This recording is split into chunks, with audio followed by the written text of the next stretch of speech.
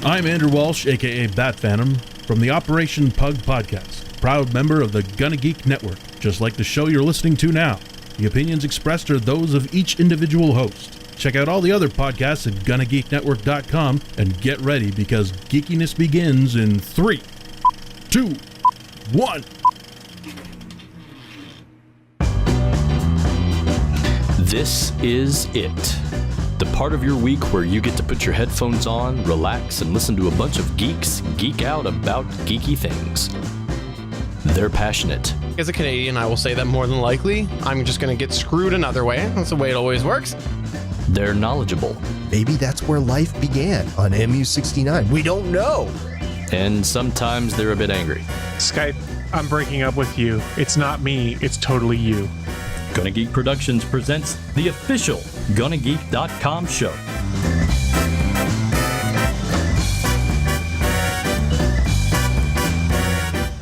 Hello and welcome to episode 200 and X. That's right, there's your iPhone shootout. This is 209, but because of the whole X thing, it's 210 as well. I am Stephen Jondrew, and with me, of course, is Stargate Pioneer. I heard that the X in the skip over to 10 is because they didn't want people to be confused with Windows 95. We're talking iPhone here right now, so I guess that makes sense with the iPhone, right? Everything makes sense with the iPhone. I mean, iPhone wouldn't exist without Microsoft.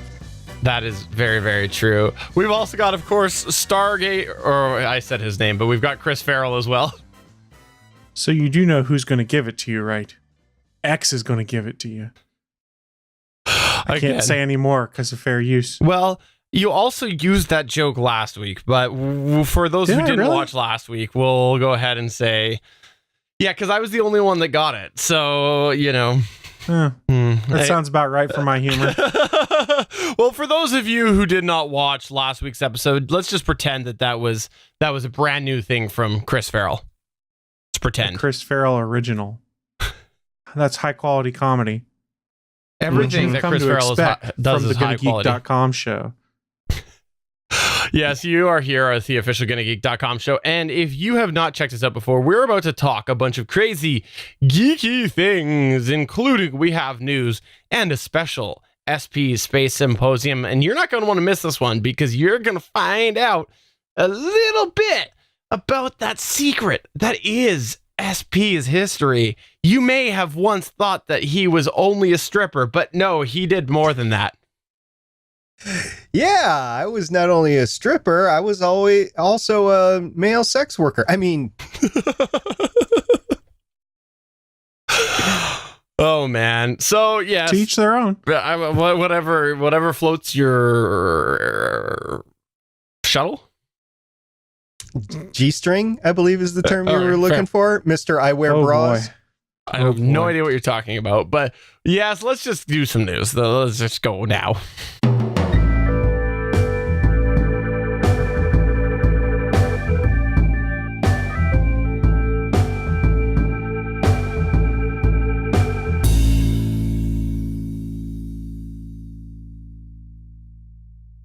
Let's kick it off with Mr. G-String himself, and he's going to tell us all about how Tesla is magic. Indeed, this is not new news. This is news that has been around for a while, but I didn't realize it until the last couple of days. So we're going to talk about it here. This happened a few weeks ago. So what happened was in the before preparations to Hurricane Irma, Tesla actually magically increased the range of their vehicles. Wow, how did they do that? What happened? Well, here's what happened, folks. Tesla Model X and Model S vehicles from 2016 have a 75 kilowatt hour battery. And the software on board the vehicles limits that capacity to 60 or 70, depending on the model, kilowatt hours. For a higher price that you can pay to Tesla, you can unlock that extra battery power. Now, how is this important? Well, this is the same things that can go into cars like speed governors. Like once upon a time in a land far, far away, young SP was test driving a Suburban and he took it out onto the freeway and he wanted to see what that Suburban could do. Why he wanted to speed in a Suburban, I have no idea, but he wanted to see what it could do. And once that Suburban got to 95 miles an hour, it cut out, completely cut out. Didn't have any power to the powertrain whatsoever until it got down to under 60 miles an hour. And then every functionality was regained, and it was fine. So I thought originally I had done something bad to the vehicle, but no, as it turns out, it was an electronic speed governor. So it can't go over 70 or 95 miles an hour, or at least back then it could. I have no idea what it is now. No, sports cars, you get that little extra performance, you get that little extra horsepower, those RPMs in there, and maybe the speed governor as well. So this is not new to vehicles. This is something that exists in vehicles today. But with Tesla, it's regarding the actual fuel capacity. We'll get back to that in a second. So prior to Hurricane Irma, which, as you recall, went up the east coast of Florida, or it was projected to go up the east coast, then all of a sudden it went over the west coast of Florida. So there's these mass evacuations from the entire state of Florida. So some Tesla owner actually called up Tesla and said, hey, look, we're trying to get out of Dodge here. Can you help us out a little bit? Can you unlock that extra battery potential? And they said, yep, absolutely. So what they did is they went into their computer systems and they unlocked every single Tesla's extra capacity in Florida free of charge in an over-the-air update. So that increased the range of these vehicles to 242 miles per charge, which gave them an extra 30 to 40 miles of range per charge, depending on the model again. And that was to help aid the owners flee the oncoming storm. Now, these wasn't meant to make them go faster ahead of the storm, but if you remember the news stories back then, the I-75, I-95 going north out of Florida were completely jammed, and gas was running in a short supply. So if you didn't have to stop at a gas station or a charging station in this case, you were the better off for it. So you can continue on, or maybe if you had to idle a little bit, and I know electric vehicles don't idle, but you're still using electric components within the car, that would increase your ability to get out of the way and reduce the traffic backups as they continued on. So you wouldn't have breakdowns along the way, and you would have more of an availability to get further and out of harm's way. So this was really good on Tesla's part to be able to do this. Now, the upgrade was free and it lasted until September 16th, so it's already gone by the time we record this on September 25th. That's why I say this is old news. But gentlemen, I got to ask you, should companies be able to limit the range of future electric vehicles? Chris, what do you think about that? Well, Tesla's done this before. It's not exactly new for them, and it's always been an upgrade feature. In fact, I think they even went to some of the older models and said, hey, we're actually giving you additional range for free. So yes, they can, because they're selling it in tiers, basically. And if you really want to, I guess you could crack your vehicle, but that probably avoids all of your warranties.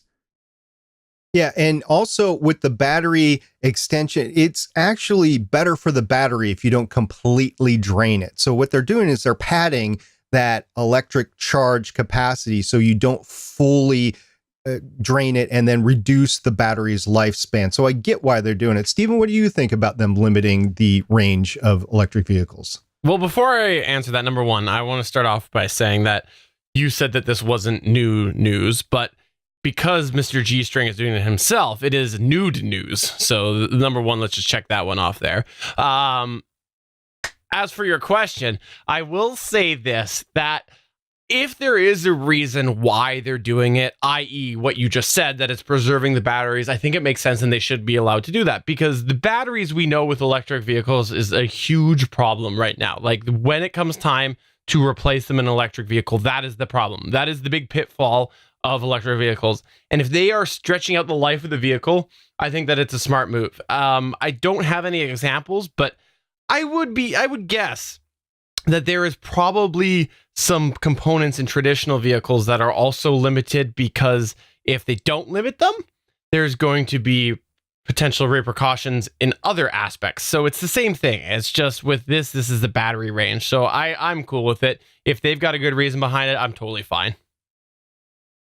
Okay, so what if they go in and say, well, you haven't paid your premium to operate your car more than 1 hour at a time? Yeah, that would be different. That's not what you're signed up for. No, the difference is that here they're doing it with a good reason. They're doing it to preserve the vehicle. If they're just doing it like, oh, we want to just go ahead and change things and just make sure that, you know, we can keep our grasp and our hands on you, then no, that's not cool. And I'm not cool with that at all. But when they are doing it for the sake of the vehicle, I'm cool with that. I'm not sure that they're really doing it for the sake of the vehicle. I think they're doing it more for, they put out their initial ranges, their estimates for things that were there. And then they said, oh, we can unlock additional range if you want it to. It's an additional tier. It's an additional option that someone can pick up on their vehicle. The battery safety thing, that's a nice little thing to talk about. I don't think that's the design intent behind it, because they let everyone unlock it if they want to for a one-time fee. Well, we'll see. I don't know. We don't really know. And once again, this was on the 2016 Model X and S's. So if you had another version of the Tesla, I'm not sure if there's any additional capacity in there. I didn't do the research for it, but this was limited to the 2016 X and S versions. Well, thanks for sharing that. And in any case, I like what they did when all of a sudden there was an emergency. They made it happen. So I'm cool with that. I thought that was really good of them. They didn't have to do it. No, they didn't. True. Thank you very much, Tesla, for allowing, if it even helped one person, you guys did amazing work. Thank you very much.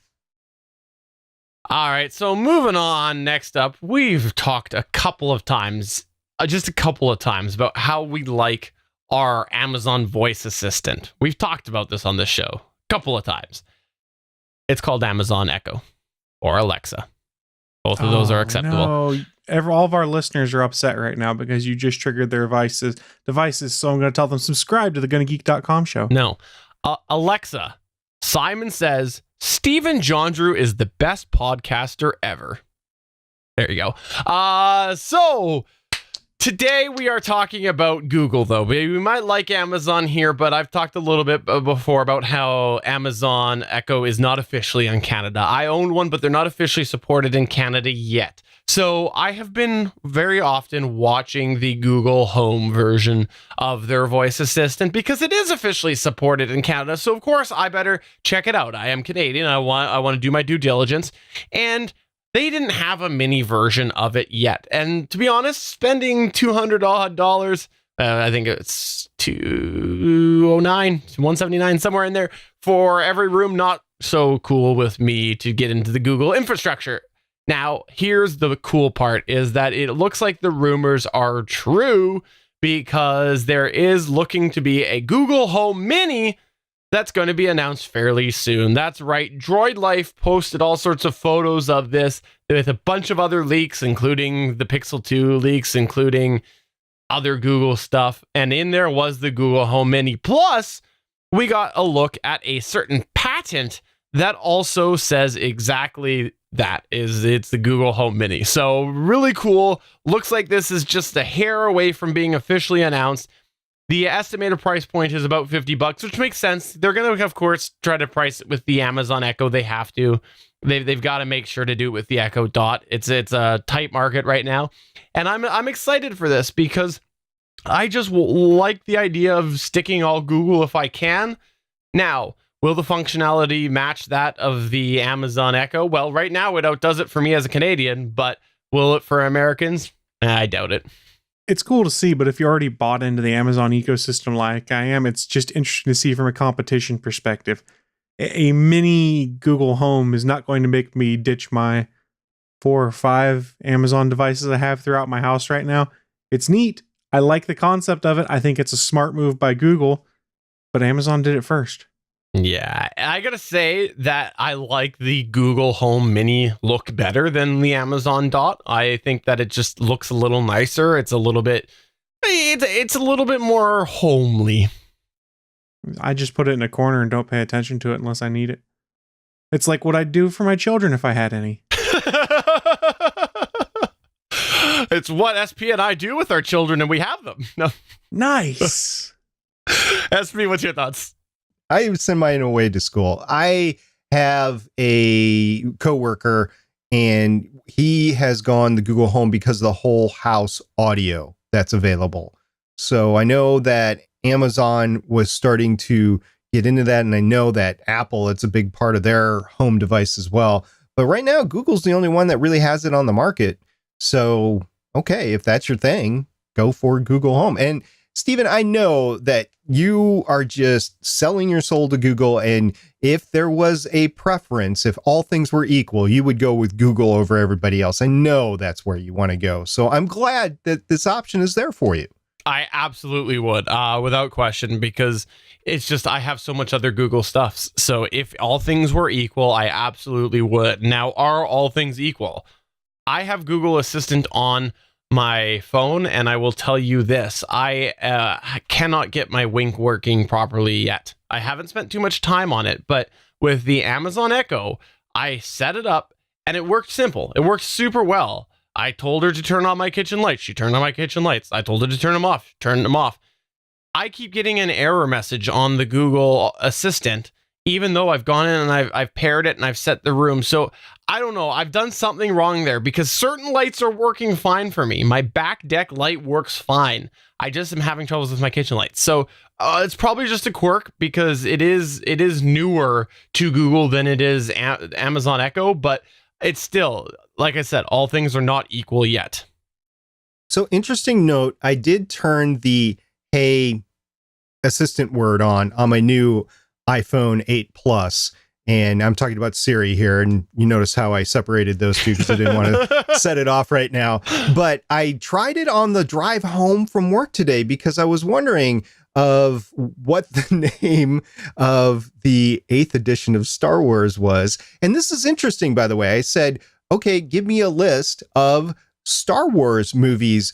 And she couldn't give the list of anything that wasn't already published. I was like, you're kidding me. So went into all these old Star Wars movies, even ones like our biographies and stuff like that. I'm like, just give me the title of 8. I can't remember what the title of 8 was. And no, wouldn't do it at all. So what I ended up figuring out that it was called The Last Jedi, and I asked for a list of who starred in The Last Jedi, and then she responded. So there are limitations to the Apple Hey Assistant word here, Siri. It's kind of interesting that Apple was the first one out with the digital assistant, really. And it's arguably the worst out of the major digital assistants out there. You could say it's better than the Microsoft one, who will remain nameless at this point in time, but it is definitively behind Google and definitively behind Amazon. Yes, Amazon's also limited, but it does a better job of answering any questions I ask and doing smart home things and things like that. So it's interesting. I'm very curious to see how Apple's going to continue to beef this up, because you would imagine as they roll out more and more Apple TVs that are basically HomeKit hubs, and as they put out their speaker pod here going on, they're going to want to make things a bit more responsive, make it better. I think there's potential there, but at this point, Apple and web services and voice tools and digital assistant stuff, that's still their weakness, it seems like. Make great hardware. Their iOS is great, but the software they build around it, not as great. For sure. Anyways, let's go ahead and have Chris talk about some bulges. That is the weirdest way to seg this over, but hey, okay, we'll go with that. So Well, you're fans going of to the talk about something really bulgy.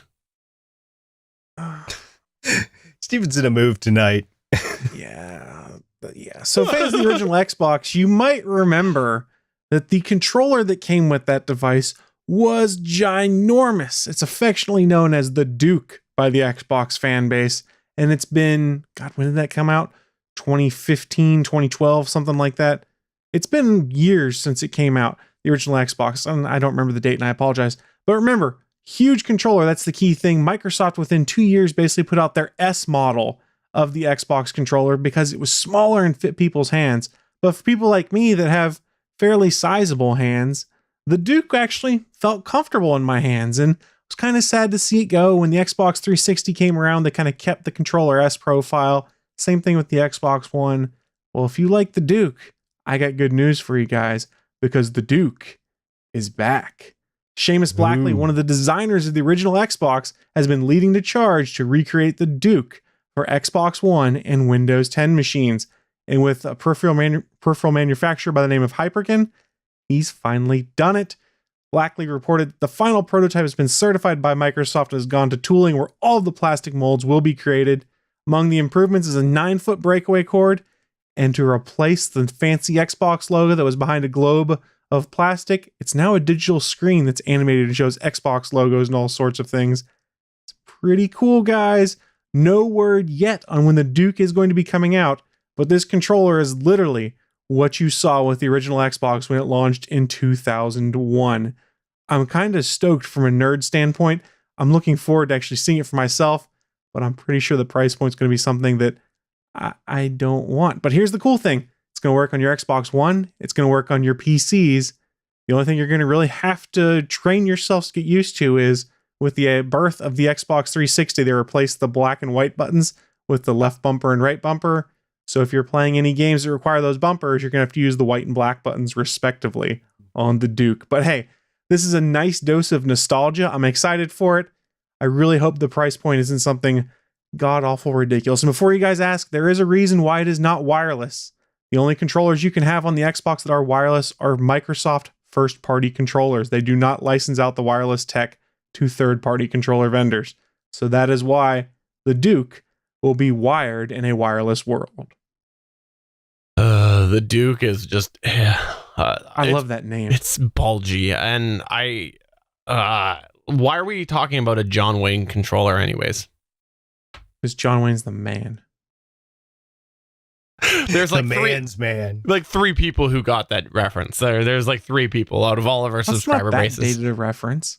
Yeah, I think anybody over 35 would understand that. Okay, there's you, there's Chris, and then I'm guaranteeing that in a few minutes we'll see Albert Sims say I got the reference. And then beyond that, nobody else is getting it, okay? Nobody. Yeah, but Steven, I'm under 35, so I don't count in what was just said. Oh, fair point. I gotta say, the retro controller thing is kind of fun for me, but I continue to have troubles with third-party controllers. They're not that great in my experience. Well, bear in mind, this is one of the originals of one of the designers of the original Xbox who's coming back and doing a labor of love to recreate the Duke. I'm relatively confident that it's going to have close to the same look and feel as the original controller. Okay, the second part was you said it was Hyperkin, right? He is doing he's getting the pieces and parts from Hyperkin, but Seamus Blackley is leading the effort. Hyperkin is the ones that have done the retro consoles like the Ataris and the Segas, and they have I know they use IR, but they are glitch filled. Yeah. Sorry.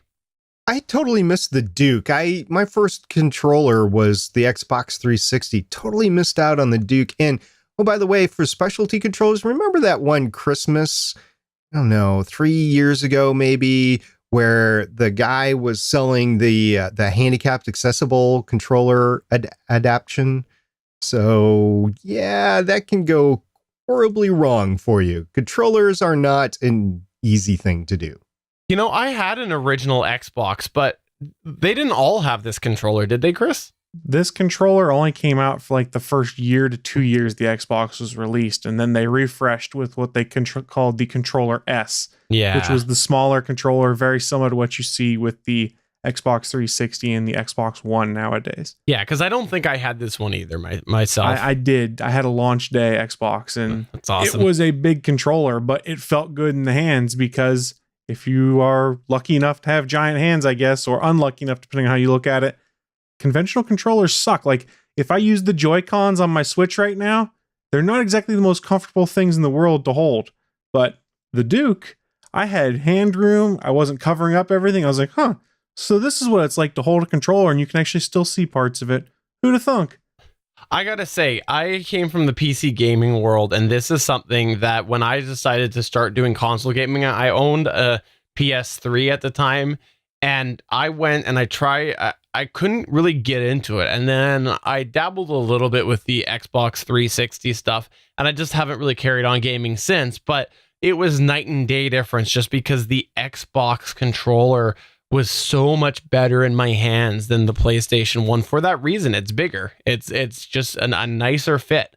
And so I might have been joking around and making fun of how big this thing is, but I totally can understand how there are people who would love this thing. So I hope it's a success. I am just cautious about it. Well, I don't think they're looking to go and sell millions of units. I really do think this is more of a nostalgia play. And I have no idea how to estimate the number of units that are coming out, but don't expect it to be like hundreds of millions of the Xbox controllers that come out. I think you're talking a much smaller set. You're going to get a bunch of people that it's a nostalgia play for, like myself, who go, I got to have one of these. And then after that, they're just going to be kind of cool to look at. And you're going to have game collectors that pick them up because they're nerds like me. Fair enough. All right, so let's go ahead and talk the extra here for a moment. What we're going to talk about today is the fact that there was a bit of a product called the NES Classic. The NES Classic was something that you may have been able to get your hands on, but the chances are no. Yeah, good luck with that. You were not able to get your hands on it. Some of us lucky ones were able to, i.e. myself, but at the end of the day, many of us did not get our hands on the NES Classic. Well, guess what? Nintendo has announced that they are going to bring it back next summer. So how exciting is that? They have given in to the pressure of people saying, bring back the NES Classic. You screwed us, Nintendo. I don't know. Do we believe it, Chris? I believe they'll bring some back. I believe that partly what they're doing is saying that to kind of cut down on some of the scalping and the ill will that comes towards Nintendo because people can't buy this and have to pay a scalper $300 to $500 for a console.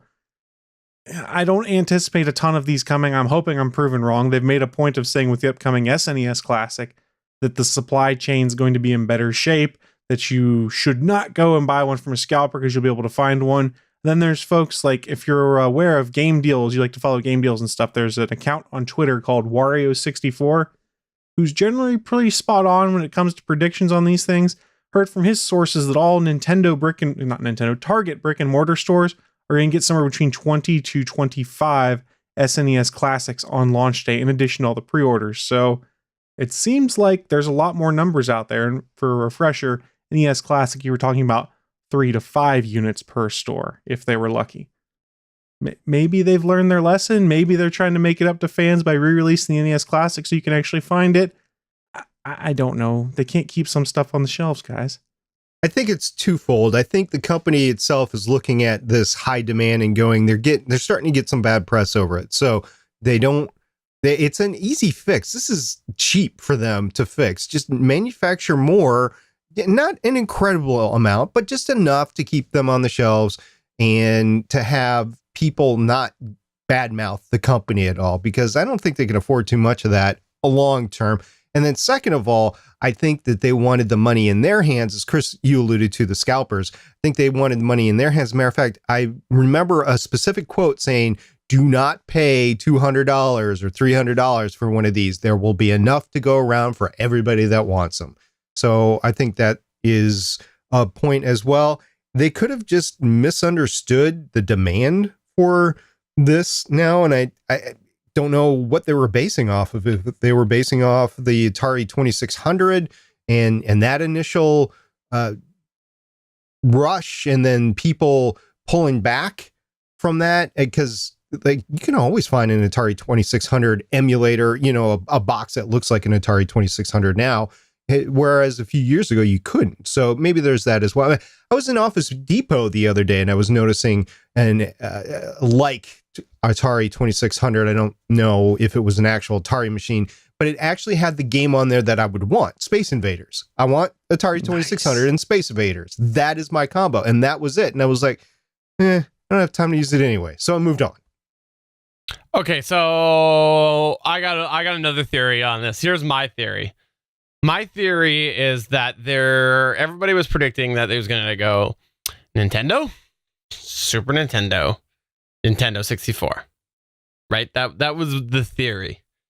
My theory is that if the Nintendo 64 is next year, it's not going to be okay for them for some reason. It might be we got to wait a couple years for some licenses to run out, or we just aren't prepared to do that yet, or we think the timing's not enough. We got to let a couple more years go.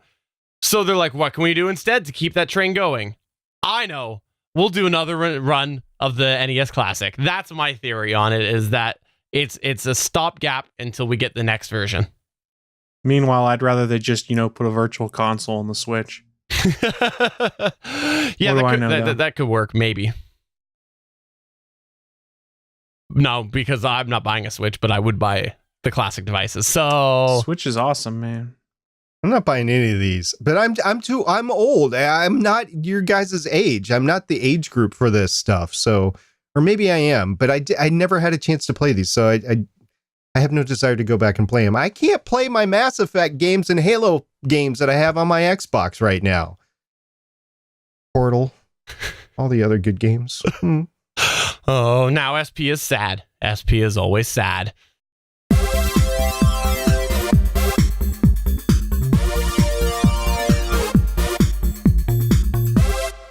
Welcome to the final symposium on space-based telescopes by me, SP, on this program, GonnaGeek.com.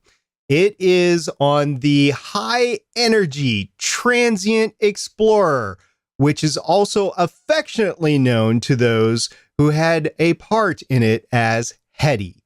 Yep, HEADY like H-E-A-D-Y, but it's H-E-T-E. So go figure on that. So this is the 16th space telescope, the 15th and final space telescope in my space symposium that has been ongoing since Gonna Geek episode number 136. So we've gone over some great telescopes. Guys, this is my favorite. We're going to get into why this is my favorite in a second.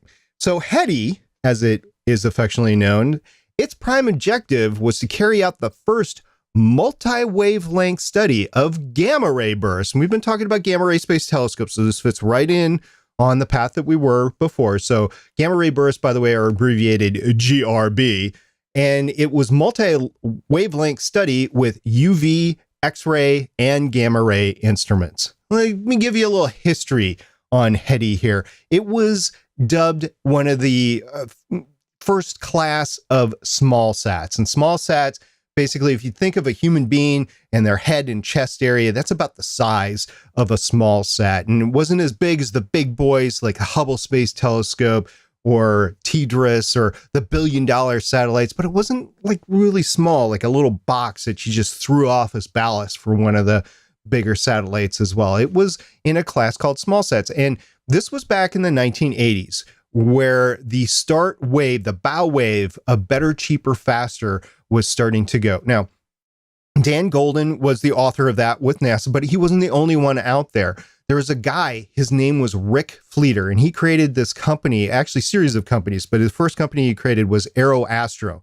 And Astro's mission in Herndon, Virginia, so right outside the DC Beltway, was to create small satellite capabilities for science, for universities, and then make access to space more affordable, because this size of satellite was a lot cheaper to launch back then than the big boys. You can launch it on a much smaller launch vehicle. And he also had a launch vehicle company called Pac Astro. So this guy is basically the original Elon Musk, where he's trying to make space more accessible. He's got a series of companies that are trying to make it happen. He just didn't have the dollars or the technology available to him. How do I know so much about Rick Fleeter? How do I know so much about Aero Astro? That's because as a young rocket scientist, I was involved in this. Yes, this satellite was partially made by a young Stargate pioneer. Mind is blown. Yeah, so that's why it's my favorite. Matter of fact, I got a piece of it right here. This is a photoelectric cell that was dubbed a sun sensor, and this was important in the attitude control system, the ACS, and you had to figure out which end of the satellite to point away from the sun. So one end of the satellite had the actual scientific devices, and you wanted that to point away from the sun because you didn't want to sun blind them. And on the other end, it was the solar panels that needed to look at the sun. So they tried to use a reactionary control system with a gyroscope to point it away from the sun using a series of these, and I tested all of them. They all had a slight variation in the voltage that was received when they were on peak sun viewpoint, and I went out in the parking lot with a big board, and I actually tested these multiple times with a multimeter to see how they reacted, which helped in the design of the actual software that went into the attitude control system. So this is part of HEDI. Now, why do I have this? Is because it was this particular one was a complete dud. It didn't work at all. No, it's because you're a thief. That's the reason why. Well, interestingly enough, there's a reason why I still have this, because the company knew about it, and after I left the company, some other things happened. So let's get into that, right? So HEDI was launched in 1996 aboard a Pegasus, XL rocket. Now, it wasn't the only satellite. There was another satellite on board from Argentina called the SAC-B, and Rick Fleeter, always in the back of his mind, thought, dang, my satellite didn't work because SAC-B was there. But as it turns out, it had nothing to do with SAC-B. It had everything to do with the third stage of that Pegasus XL malfunction, and the shroud never opened.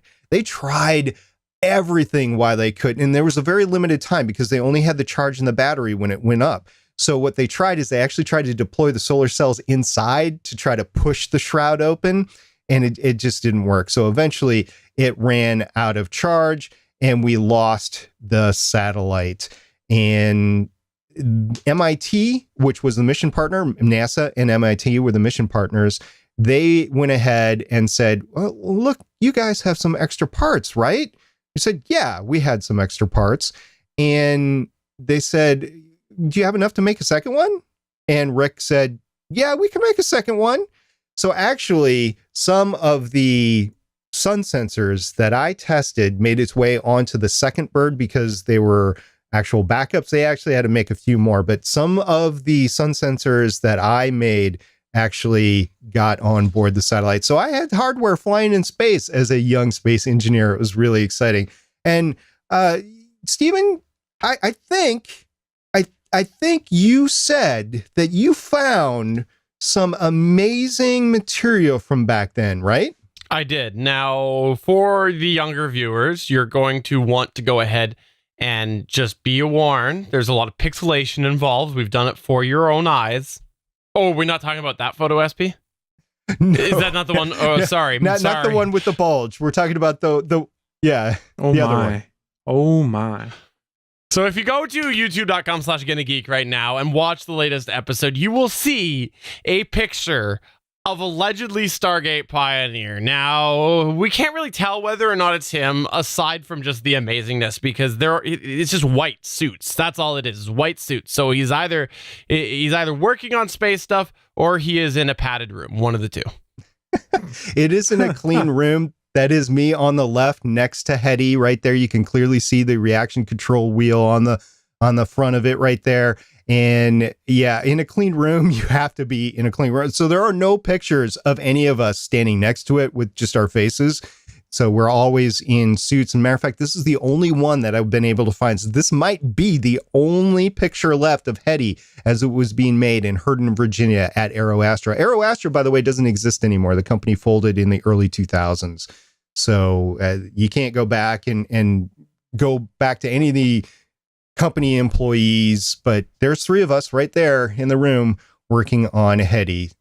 So that was a fun time indeed to actually work on something that was of scientific value and made it into space. That was my first space hardware. So that was cool. By the way, I mentioned the size before. This thing at launch weighed about 282 pounds, which is the same mass or the same weight as a 2018 GMC Sierra 4x4's set of tires with the rims. Yep, that's about how much this weighs. So not even a full truck there.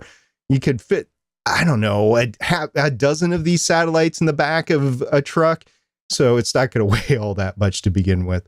It was launched into a low circular orbit about 300 miles altitude with an inclination originally about 38 degrees with the original Hetty. The second one was plus or minus 2 degrees inclination when it finally went up. The second one, by the way, was launched on October 2000 aboard a Pegasus H rocket from Kwajalein. That's when the plane took off in Kwajalein. So they moved the Pegasus launch operations from the United States over to Kwajalein there.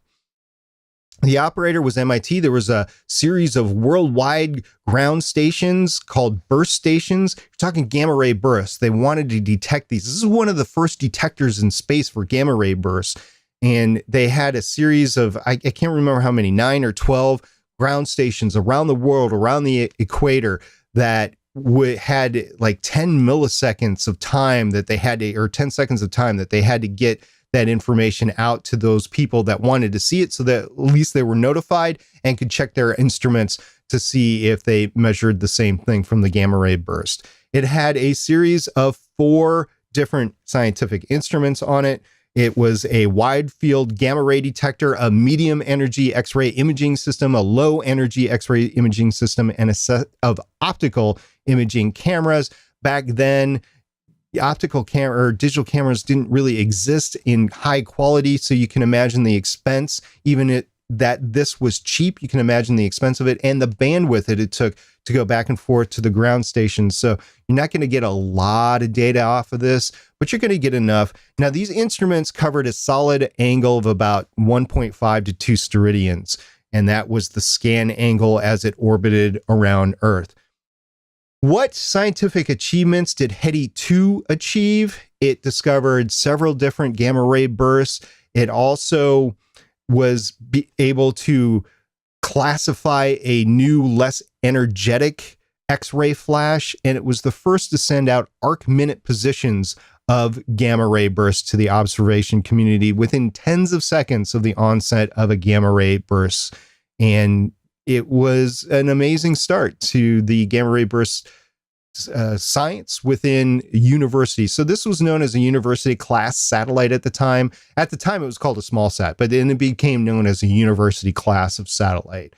And it was originally designed for about 18 months with a 6-month follow-on, but the actual hardware was designed to last 6 to 7 years.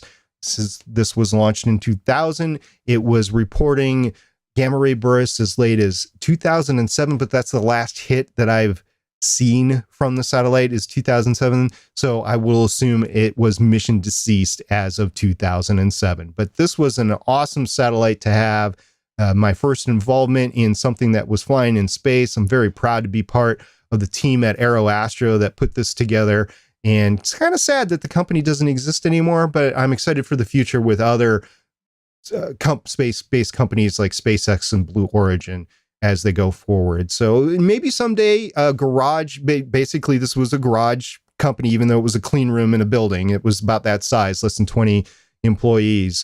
And we'll see those size of companies eventually, but until then, it's going to take a little bit bigger company into the low thousands to get anything like this off the ground.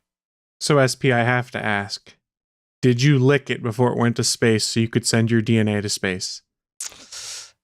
Yeah, I refuse to answer that on the grounds that I'm not sure if the statute of limitations is gone from there. But you know what? Here's the question, or the thing you just have to say. Prove it.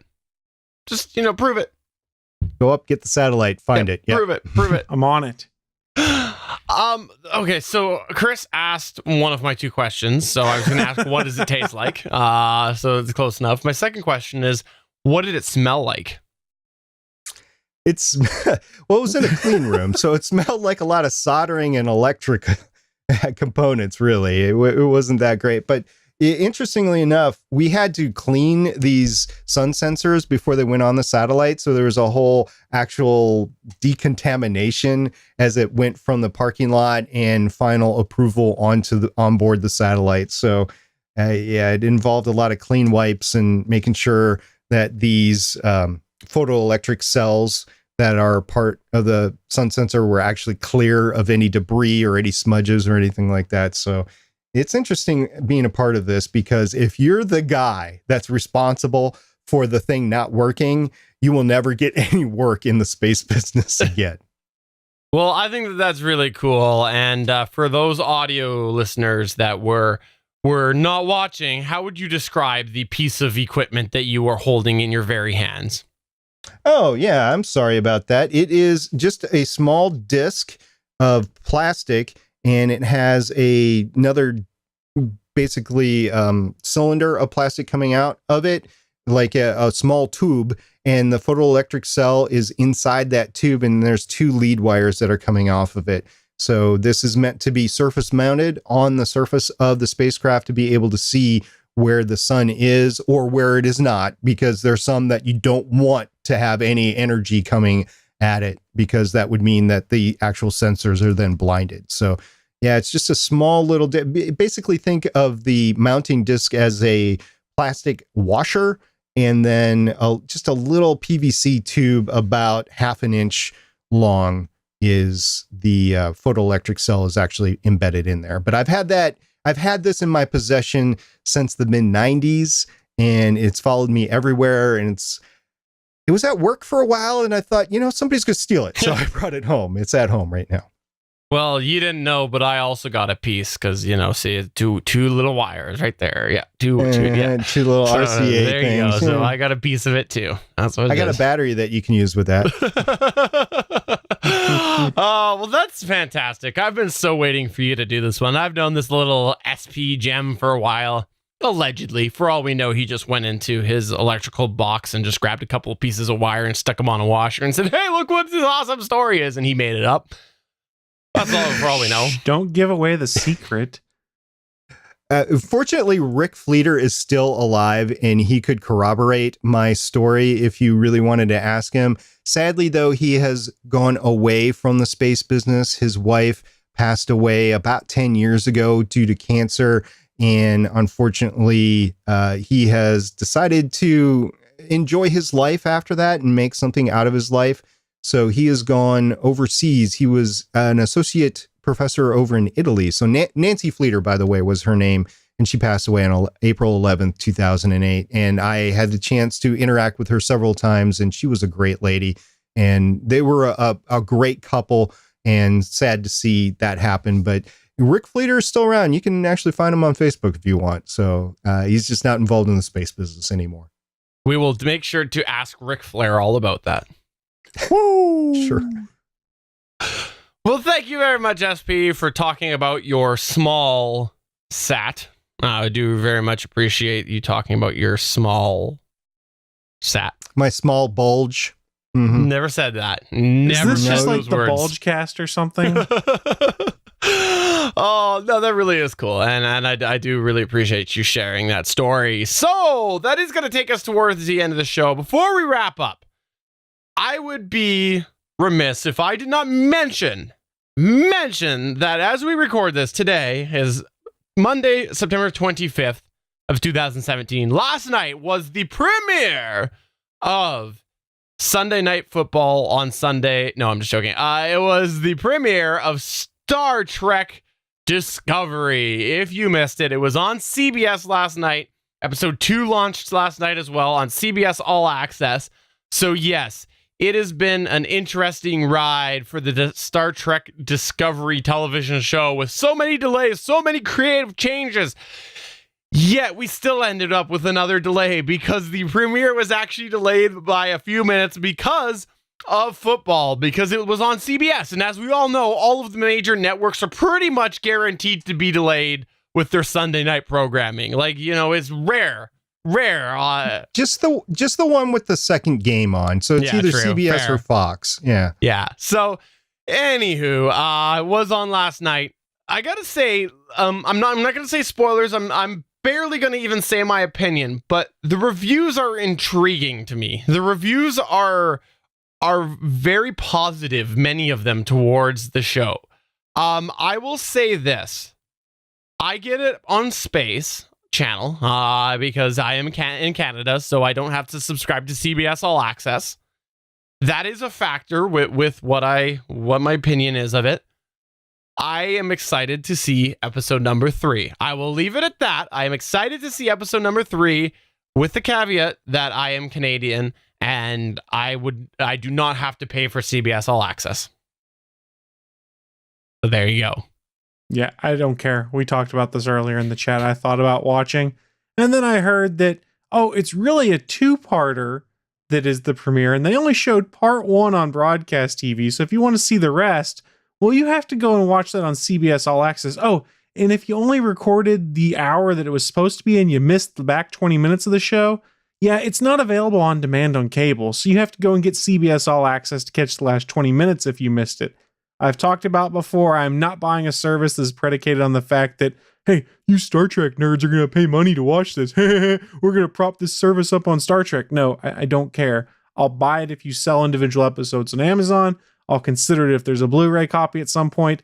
I am not going to go and buy another streaming service just because Star Trek is on it. One show does not make a streaming service to me, and I will not support that. Yeah, I will say also this, that I have had multiple people say how much that they loved the show, and it was surprising to me, the people that said that, and they're not usual Trekkie type people, so I think that might be a good sign that they are trying to bring Star Trek as a TV series to the bigger public, because I've said it 100 times on this show that the old Star Trek format did not work. There's a reason it hasn't been on TV for 10 years, because it didn't work. So I'm okay with them making changes.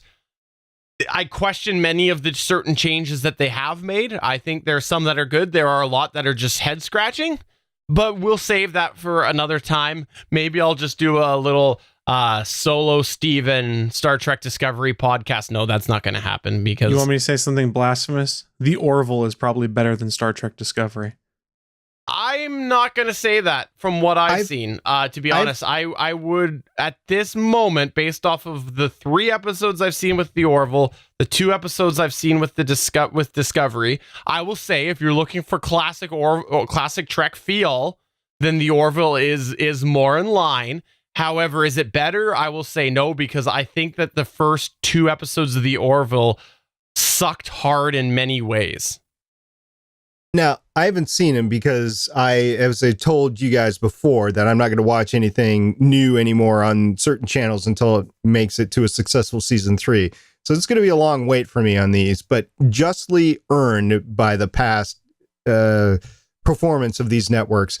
Now, what I've heard, though, around the office, because in the office, several people have watched the Orville, is that if you take Futurama, the heart of Futurama, and you marry that with Galaxy Quest and Star Trek, that is what the Orville is. And I don't know if that's true or not, because I haven't seen it. But so if it's a show with heart and it's like in the Futurama style, and it's just live action, that might be good. So the most recent episode of the Orville felt very much like a Star Trek TNG circa season 2, 3, or 4 kind of thing, where they present a moral dilemma and they discuss that moral dilemma, and you get varying opinions and stances, and there's a resolution. And kudos to Seth MacFarlane, because he's known for not necessarily going the most highbrow comedy when you watch like Family Guy and Ted and things like that. That's kind of his shtick. I thought they handled a potentially very sensitive topic fairly well in the most recent episode of the Orville. And I went, he really is trying to make this show have the spirit of Star Trek, but with some dumb humor tossed in that isn't necessarily tasteless. It's just dumb humor.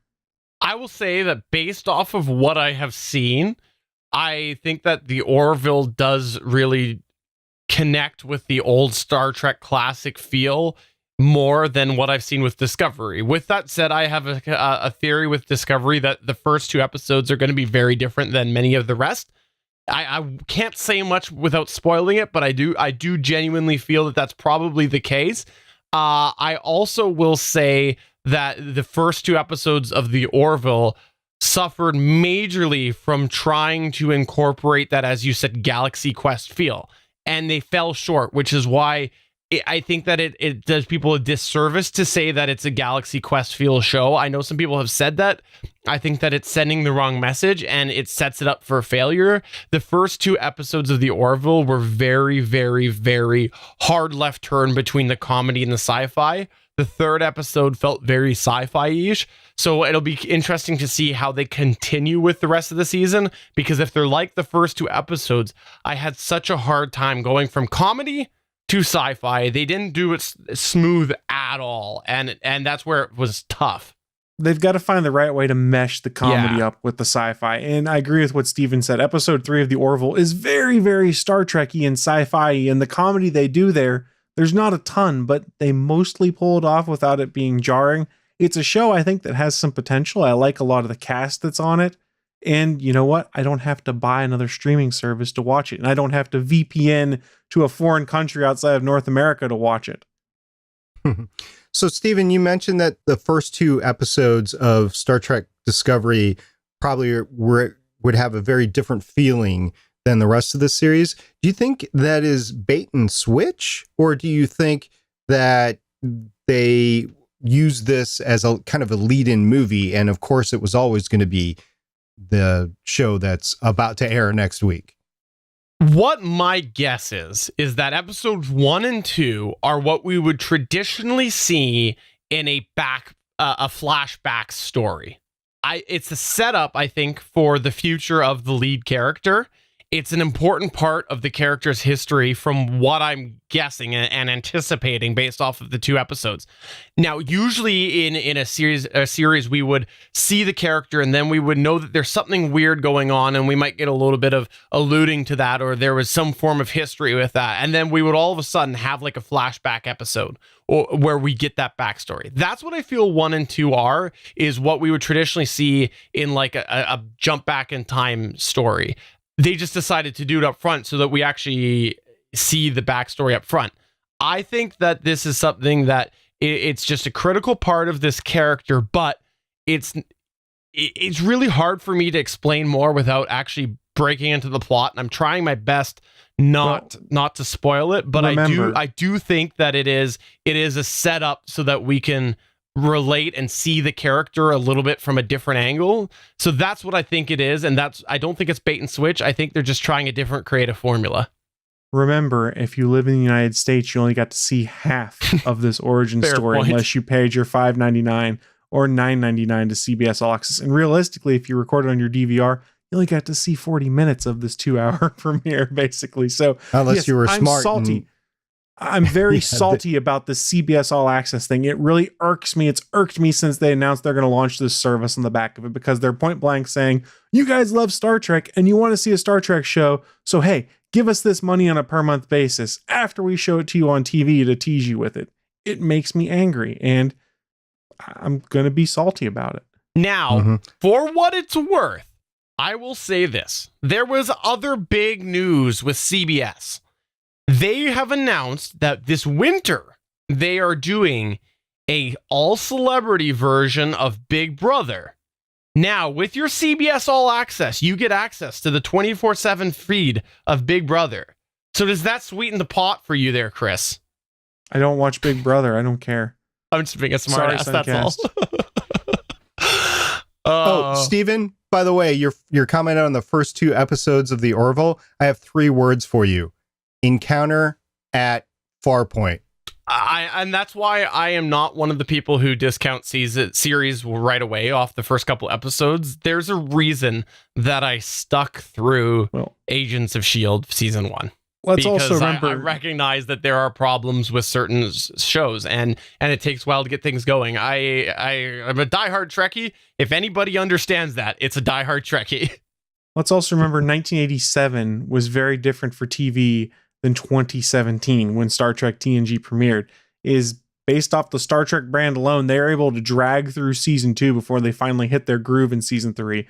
We live in a world today where you've got to come out swinging for the fences, and if your show drags, unless you've got some kind of major reveal coming up or you're tied into some greater, larger universe, you're probably screwed. There's some shows that only air like 4 episodes of, they don't get a following and they go, oh, this show's done.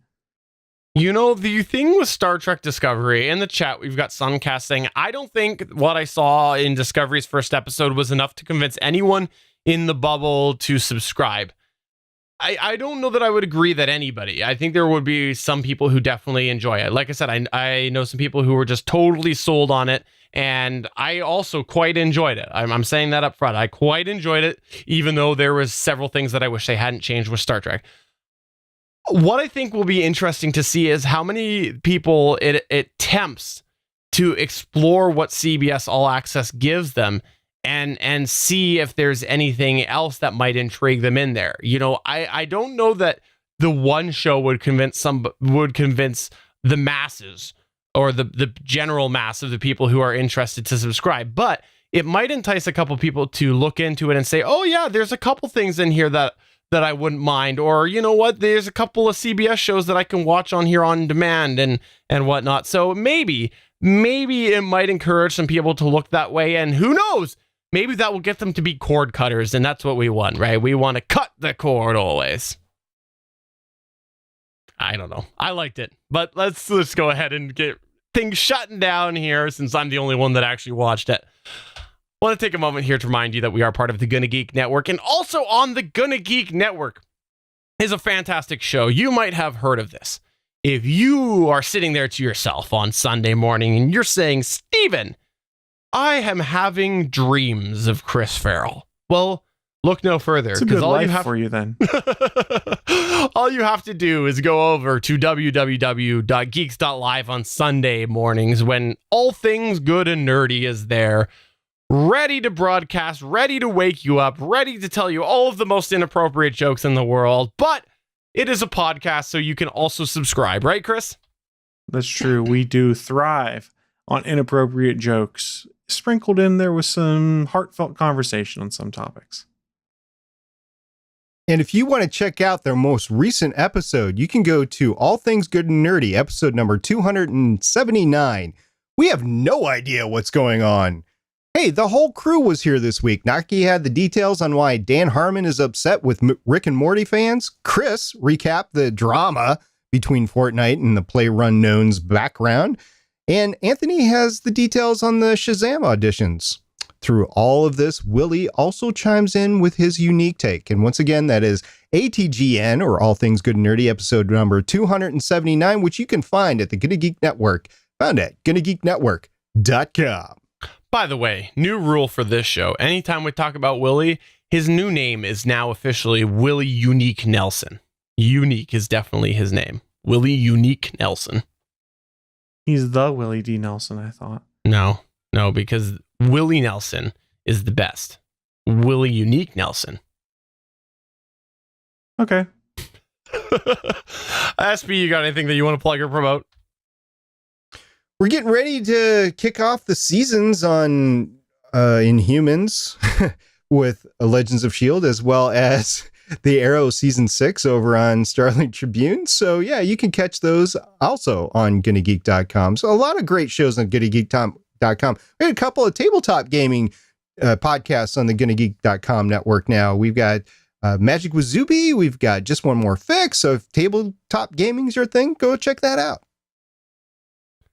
Chris, anything that you would like to plug or promote? I would like to plug the network at large. I know we've talked about it a lot, all sorts of stuff there, and we are always streaming live. So if you're looking for some fun internet content to watch, head on over to geeks.live. Even if there's not a live show going on, there's a bunch of live content constantly on replay. And if you just scroll down to the bottom of the page, there's a calendar there that shows when the next live show is that you can come watch. So come watch us at geeks.live. Especially Chris, because you know you're dreaming about him. You should be so lucky. But for episode 209, or is it 10? Is it X? Of the official GonnaGeek.com show, I'm Steven Jondrew saying, SP, you better have licked it. I'm SP saying, yeah, I licked it. I'm Chris, and I'm salty AF about CBS All Access. Did you lick it? Sure, why not? Bye.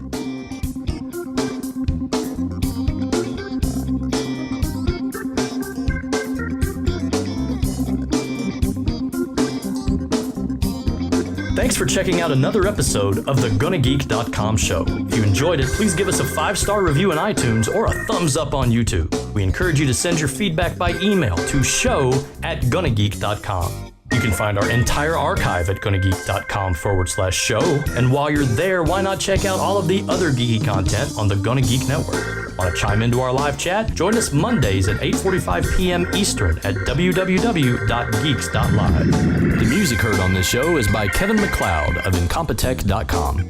This show was produced and edited by Stephen Jondrew of Gonna Geek Productions. Thanks again for joining us, and we'll see you again next week.